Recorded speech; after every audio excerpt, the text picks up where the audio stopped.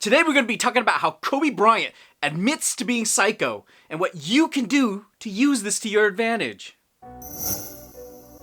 How's it going, guys? Dr. Tank PharmD here, board-certified practicing pharmacist and personal health coach, helping action takers like you take back control of their lives and emotional health.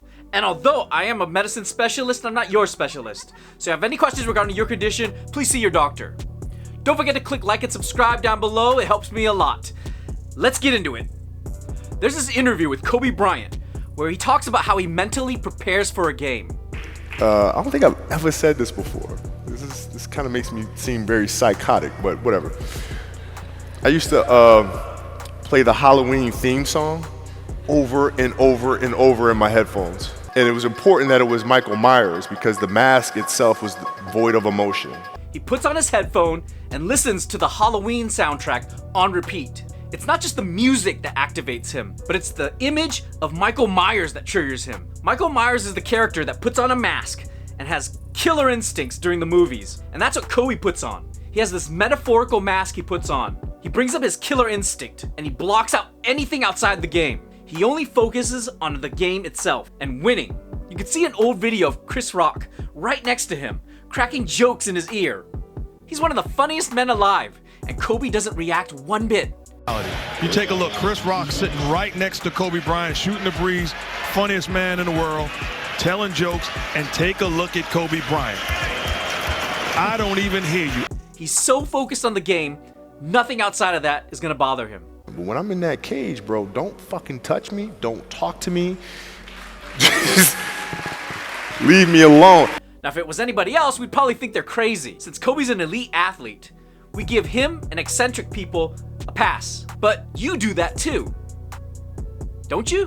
When I competed in powerlifting, I would channel my inner rage. I'd chalk up my hands, wrap my wrists up, smell the ammonia, lock in my belt, flex my muscles, take deep breaths, and I would clear my mind to focus on just lifting heavy. And I'd listen to my rage music to bring up the energy I need, the adrenaline pumping, so I can focus on the lift. This was a music list that I had that would pump my adrenaline up. The association I had with this rage playlist and heavy lifting were so strong that when I hear the music, it triggers me to lift heavy. It gives me an adrenaline rush. You'll also have gym guys that have a gym playlist that get their adrenaline going when they work out. With MMA fighters, you'll see them play the songs that trigger them and get their blood going, get them ready to fight. They'll play songs like Till I Collapse. You also see TikTok videos that get people inspired with the song Remember the Name. You also have songs like Eye of the Tiger that have been so motivational that the subversion of that trope is also a trope itself.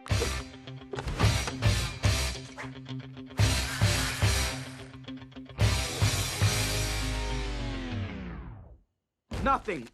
No ideas. What's your MMA song? Let me know in the comments down below. So in our mind, we'll link a specific song to a specific activity. This is called conditioning, where your brain unconsciously links two unrelated things, a stimuli and a response. The stimulus being the music and the response being the adrenaline rush or the activity. This was first discovered by Ivan Pavlov, who performed experiments with his dogs. He discovered that bells wouldn't trigger anything, but when he brought food, they would be drooling. So what he did was he rang the bell when he gave them food, and it caused them to drool. It was so closely connected in the dog's mind that he rang the bell and the dogs would drool. This happens to me all the time when I bring my dogs treats.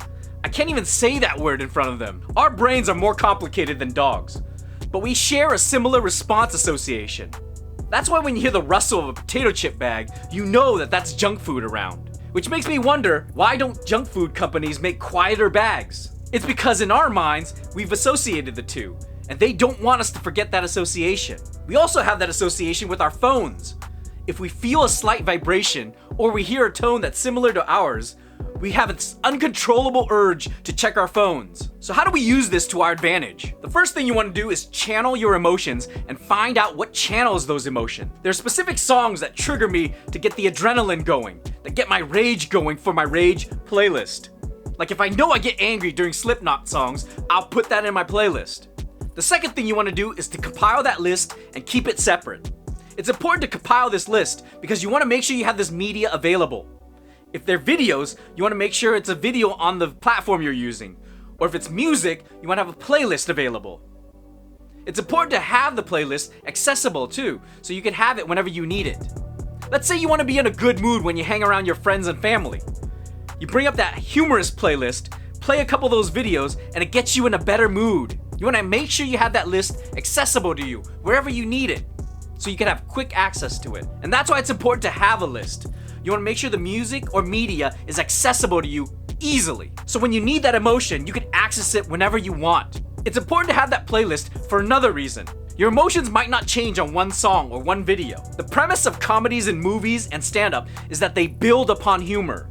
They will not throw out one joke, but they'll throw out jokes slowly and increase it until it's the heavy hitter joke at the end. You do that with the music as well.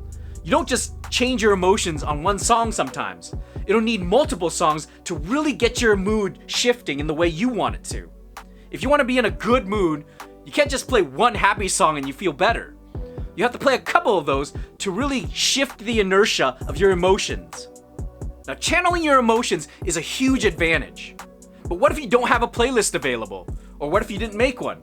That's why I developed the Emotional RX program, so you could shift your emotions and control them the way you want, whenever you want. I provide you the tools to shift your emotions at your will, so that you don't make decisions that ruin the rest of your life. So there you have it, guys. How to use Kobe Bryant's psychotic mentality to your advantage. If you're looking to control your emotions, check out the top 3 mistakes people make in the ebook link below. Don't forget to click like and subscribe, and until next time, guys, be healthy.